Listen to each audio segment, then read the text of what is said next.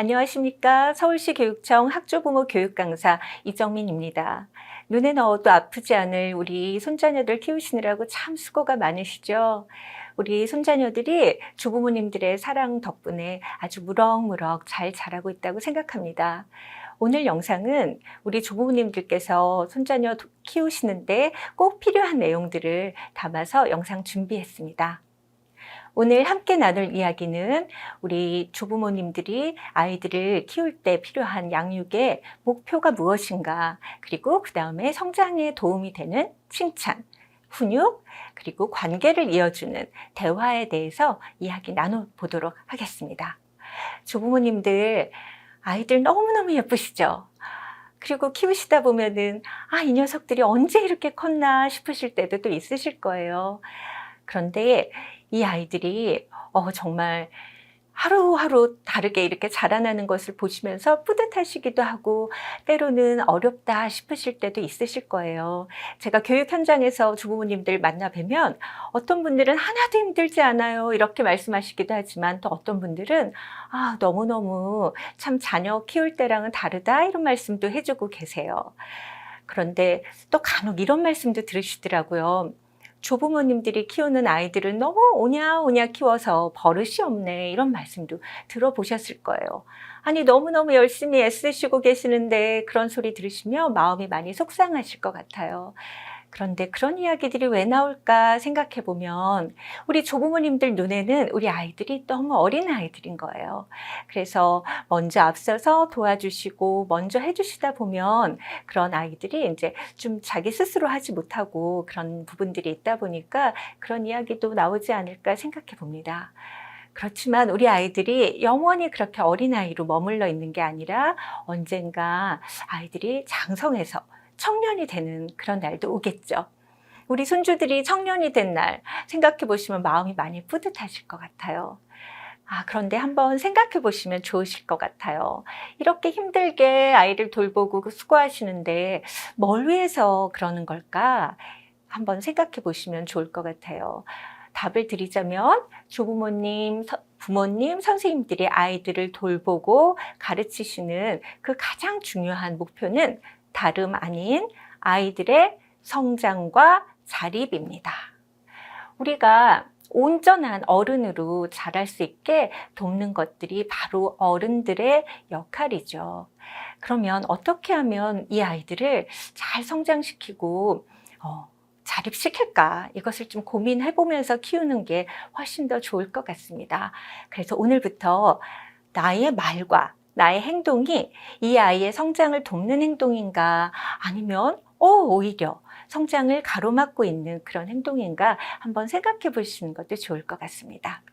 그렇다면 우리 아이들을 키우실 때 성장과 자립에 그런 어떤 요건들이 있을 거예요.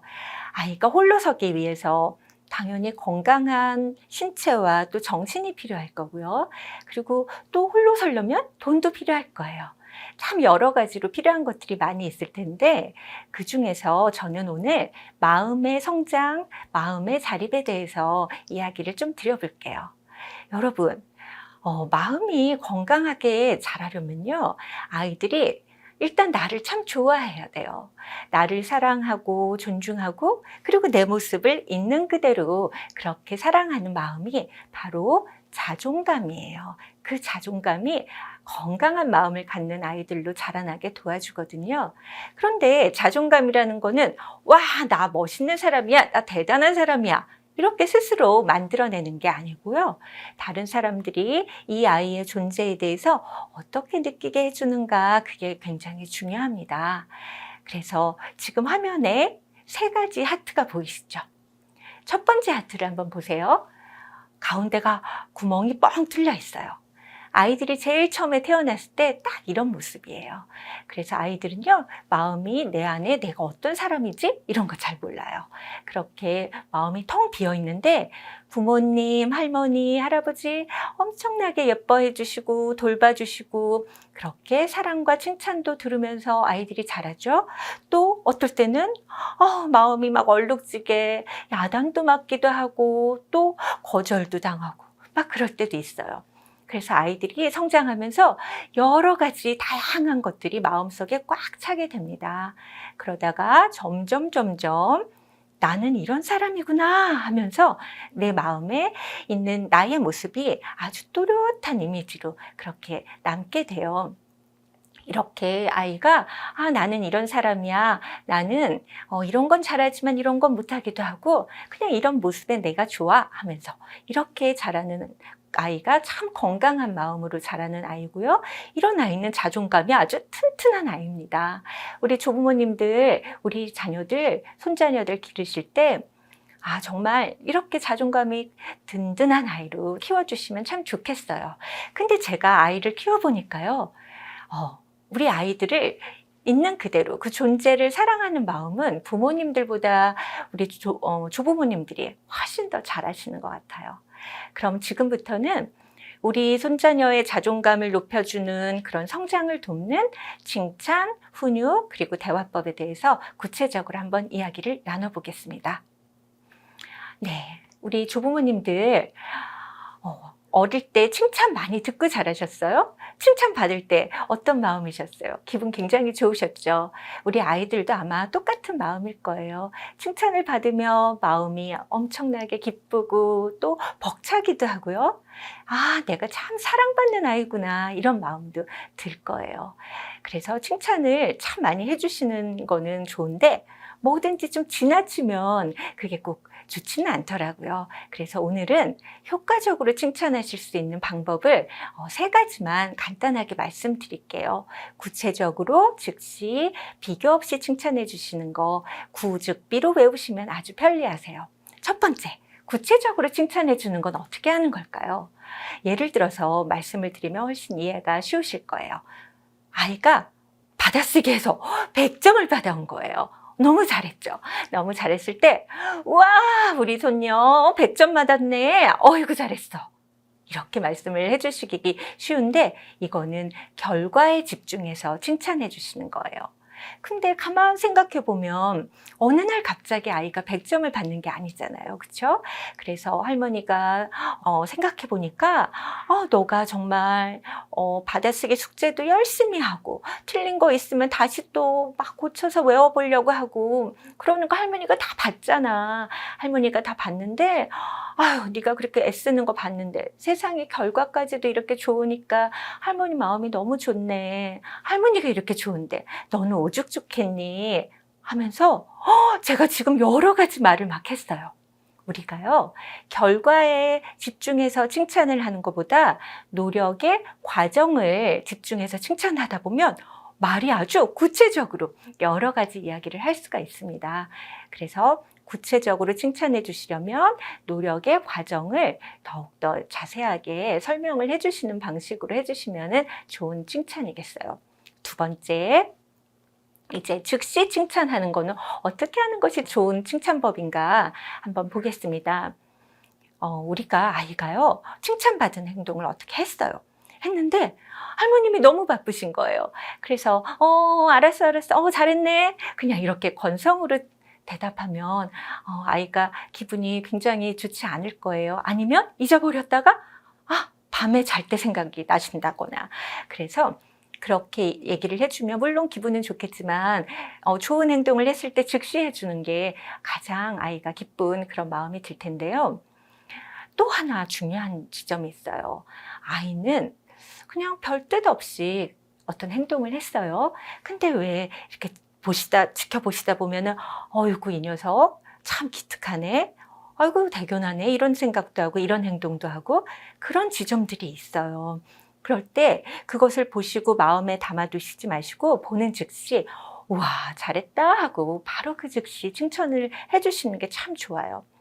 아이들은요, 내가 뭘 별로 의도하지 않고 행동을 했는데 할머니가 칭찬을 해주시면 그 칭찬을 통해서 이게 좋은 행동이구나 깨닫게 되고 그게 좋은 성품으로 또 자리 잡게 되거든요.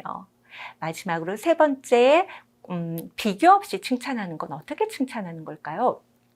비교 없이 칭찬하는 건 이 아이가 칭찬의 주인공이 되게 하는 거예요.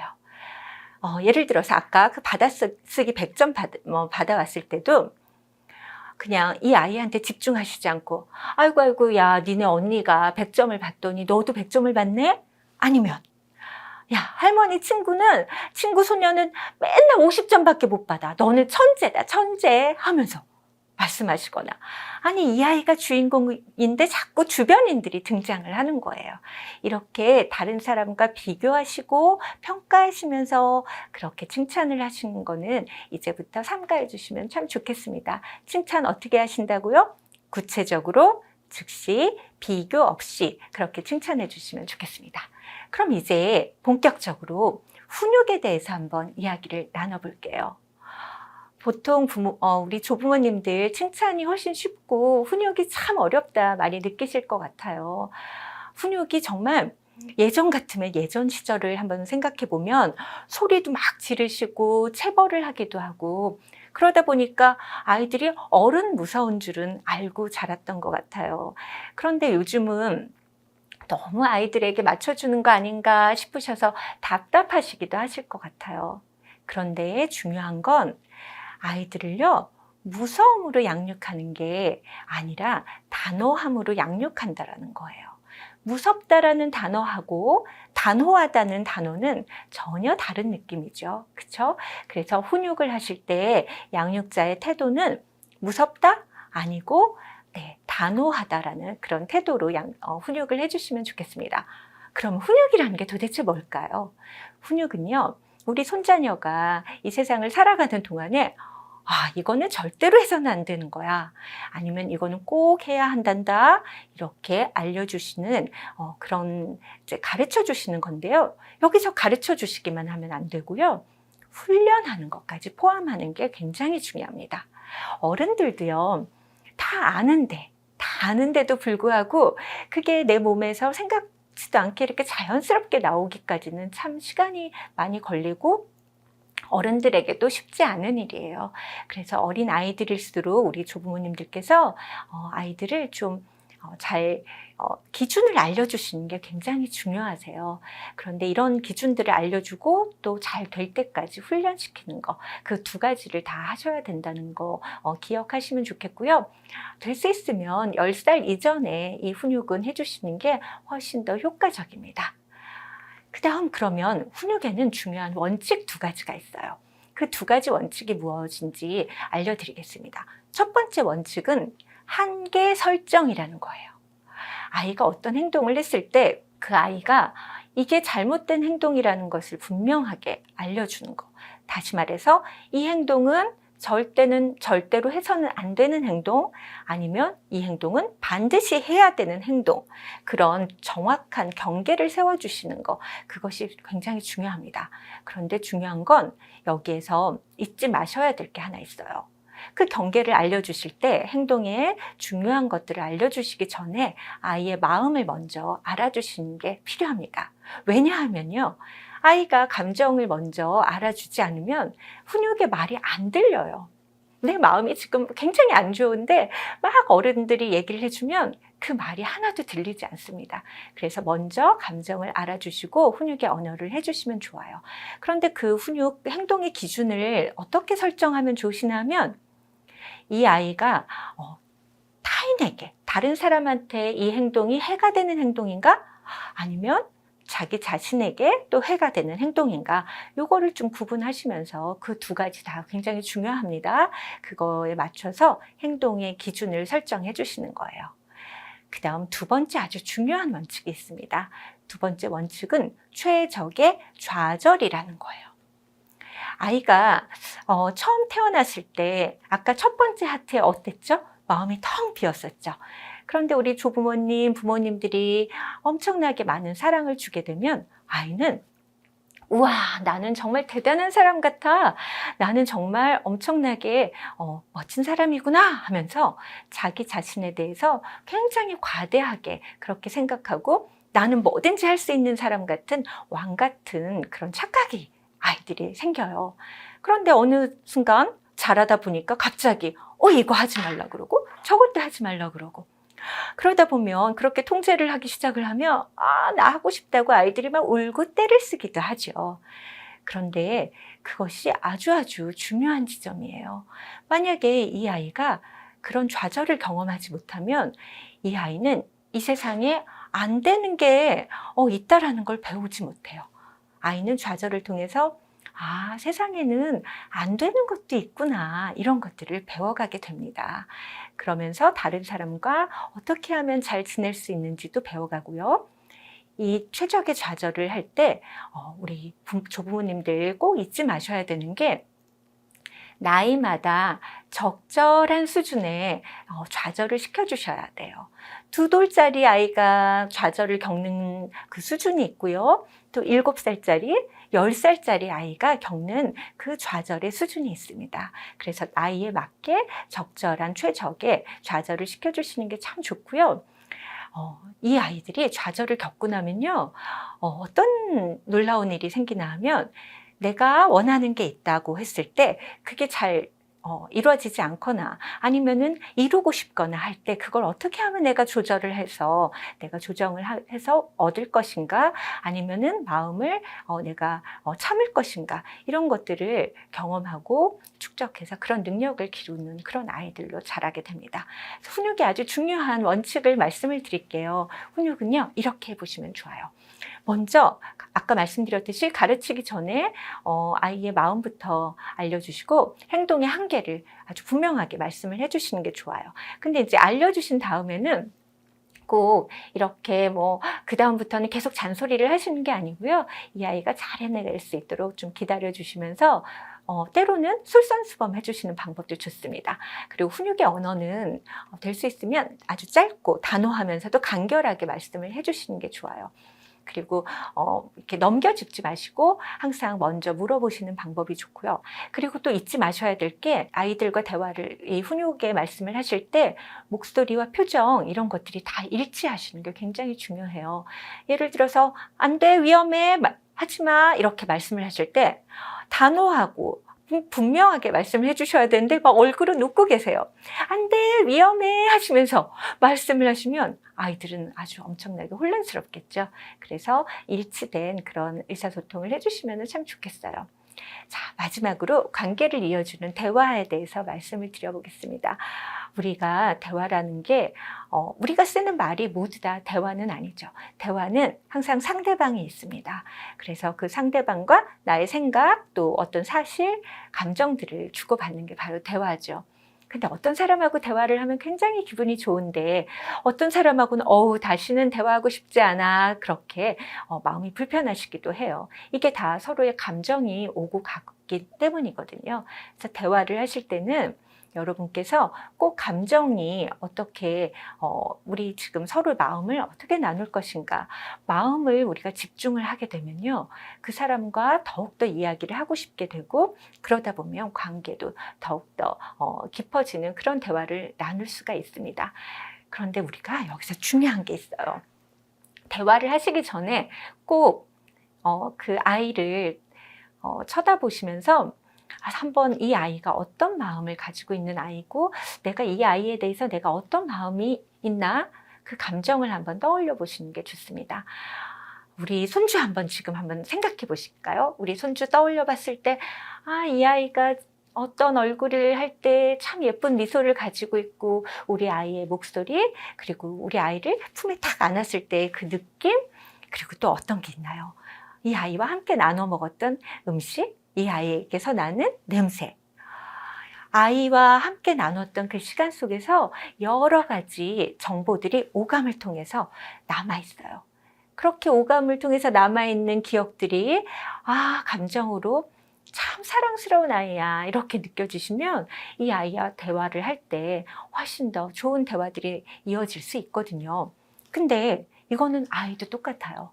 아이도 할머니, 할아버지에 대해서 똑같이 할머니, 내가 좋아하는 목소리, 우리 할머니 냄새, 우리 할머니랑 나눠 먹었던 젤리, 여러 가지. 아이들도 또 마음이 몽글몽글해지는 그런 추억들이 있습니다. 그래서 우리 손자녀와 대화를 하시기 전에 이 아이와 나누는 그런 많은 경험들, 그런 기분 좋은 기억들, 이런 것들이 충분하면 아이와 대화 나누시기가 훨씬 좋으세요. 그래서 이렇게 조부모님과 아이가 서로 몽글몽글한 기억들이 많이 있으면 이제 아이들이 다 장성했을 때도 조부모님과 아이 굉장히 사이가 좋고요. 또 이렇게 그 관계가 튼튼한 아이들은 조부모님과 더욱더 따뜻한 대화를 오갈 수 있다는 점 기억해 주시면 좋겠습니다. 대화는 이렇게 한번 해보시면 좋겠어요. 일단 눈을 항상 대화를 하실 때는요, 눈을 맞춰주시는 게 중요합니다. 그리고 고개를 끄덕끄덕 해주시고 아 그렇구나 하고 앞으로 조금 나와서 들어주시면 아이들이 훨씬 더 신이 나서 얘기를 하고요. 아이들의 관심사에 좀 관심을 기울여 주시는 게 좋아요. 아이들은요 좀 즐거운 대화를 할 때 아무래도 더 신이 나서 이야기를 많이 하거든요. 이럴 때 우리 조부모님들께서 한번 상상력을 발휘해 보시면 좋을 것 같아요. 아, 내가 아이 때 어땠지? 아니면 이 아이라면 어떤 마음일까? 이런 생각을 하시면서 그렇게 대화를 해보시면 참 좋겠습니다. 그리고 우리 대화를 하실 때 좀 화가 날 때도 있으시잖아요. 그럴 때는 차라리 잠깐 멈추시고 대화를 하시는 게 있고 중요하고, 그리고 다른 사람과 자꾸 비교하는 그런 말습관이 있다. 그러면 그런 것들도 좀 조심해 주시면 좋겠습니다. 네, 지금까지 우리 아이들의 성장을 돕는 칭찬, 훈육, 그리고 대화법에 대해서 이야기를 나눴는데요. 이 모든 게 말에 대한 이야기입니다. 근데 들어보시면서 어떤 말은 참 괜찮게 내가 해볼 수 있을 것 같은데 어떤 말은 입에 붙지 않아서 어색하다 생각하셨을 것 같아요. 우리나라 말인데 우리가 잘 쓰지 않는 말은 참 어색해요. 그래서 외국어도 자꾸 연습하면 느는 것처럼 이런 훈육의 언어, 칭찬의 언어, 또 공감하는 그런 대화들을 자꾸 한 번씩, 두 번씩 연습하시다 보면 그게 어느새 제 언어로 자리 잡히는 그런 날이 옵니다. 저는요, 지금도 계속 연습하고 있어요. 그래서 우리 조부모님들께서는 더욱더 잘해내실 거라고 생각이 들고요. 혹시 오늘 영상을 보시면서 아이고 그동안 내가 너무 잘못했구나, 아이들에게 내가 잘못 훈육하고 있었고 잘못 칭찬하고 있었구나 이렇게 생각하시는 분들 혹시 계실까 봐 좀 걱정스러운데요. 괜찮습니다. 지금부터 하시면 되고요. 우리 조부모님 다 잘하실 수 있다고 믿고 제가 또 응원 드립니다. 지금까지 긴 시간 경청해 주셔서 대단히 감사합니다.